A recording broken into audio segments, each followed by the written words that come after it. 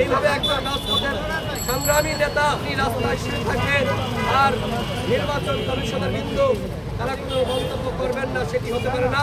গণঅভ্যুত্থানের পরে রাজপথের সক্রিয় দলগুলোকে নিবন্ধন দেওয়া হয়নি, আজকে তারেক রহমানের দলকে নিবন্ধন দেওয়া হয়নি। তারেক রহমান এখানে অনুসরণ করছেন, তার সাথে সংহতি জানানোর জন্য আমার ব্যক্তিগত জায়গা থেকে তার প্রতি আমার যে শ্রদ্ধা, তার সংগ্রামের প্রতি আমার যে সমর্মিত ভালোবাসা, সেই জায়গা থেকে আমি সংহতি জানানোর জন্য এসেছি। এখন প্রধান নির্বাচন কমিশনের সাথে কথা বলব। তিনি অসুস্থ হয়ে পড়ছেন, প্রায় 20 ঘন্টার অধিক সময় তিনি পাড়ি দিয়েছেন। এখানে সারা রাত তিনি শুয়েছিলেন, মশার কামড় খেয়েছেন।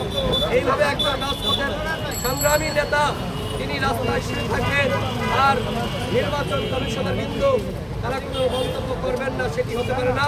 তাদের মন্তব্য জানার জন্য, তারা কি ভাবছেন, কি করবেন, সেটি জানার জন্য মাননীয় প্রধান নির্বাচন কমিশনের সাথে কথা বলার জন্য এই মুহূর্তে আমি যাব।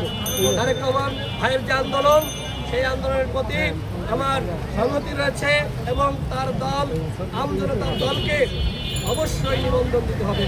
আমরা দেখেছি গতকাল এর মধ্যে নিবন্ধন পেয়েছে, আমরা তাদেরকে শুভকামনা জানাই।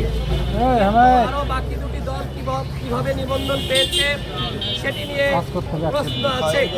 আমরা মনে করি নিবন্ধন পাওয়ার ক্ষেত্রে 1 নম্বর শর্ত হতে হবে রাজপথের সক্রিয়তা।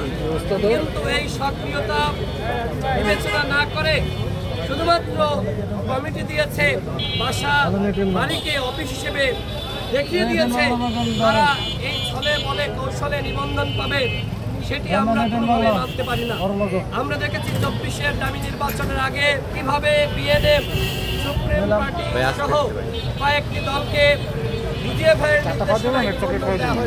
এই সকল দুই দলকে যারা আগে ডিজিএফের মাধ্যমে নিবন্ধন পেয়েছে, এদের অবশ্যই নিবন্ধন বাতিল করতে হবে। তাদেরকে বাতিল করা হয়নি, উল্টো আমরা দেখলাম গণঅভ্যুত্থানের পরে রাজপথের সক্রিয় দলগুলোকে নিবন্ধন দেওয়া হয়নি, এনসিপিকে দেওয়া হয়েছে। আমরা শুভকামনা জানাই, কিন্তু আরও দুটি দল, বিশেষ করে ডেস্টিনির প্রায় 42 লাখ গ্রাহকের অর্থ যারা আত্মসাৎ করেছিল, সেই দলও দেখলাম নিবন্ধন পেল। আমরা কখনোই দেখি নাই গণঅভ্যুত্থানের সময় তারা আসলে আন্দোলন সংগ্রাম করেছে। হঠাৎ করে জেল থেকে বের হলো, দল গঠন করলো, কমিটি দিল, বাসাবাড়িকে অফিস হিসেবে দেখিয়ে দিল, তারা নিবন্ধন পেল।